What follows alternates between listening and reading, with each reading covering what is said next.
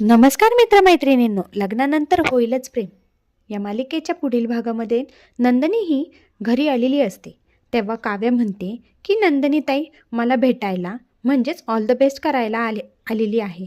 पण मात्र तिची नजर मात्र दुसऱ्या कोणाकडे तरी भेटायला आली आहे.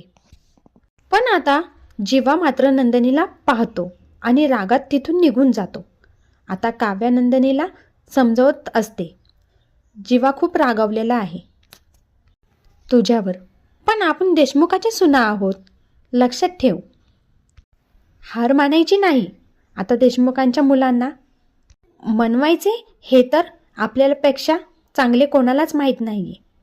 आता एकीकडे पार्थ काव्याला सांगत असतो की तुम्ही बॅगवर बसा, म्हणजे बॅग दाबली जाईल आणि तिची चैन बंद करता येईल. तेव्हा काव्या पार्थला म्हणते, तुमचे नेहमीचेच असते, एवढे काय भरले आहे बॅगमध्ये?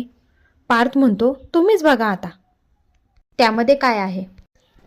तर आता काव्या बॅग ओपन करते तर तिच्यासाठी खूप मोठा धक्का बसतो.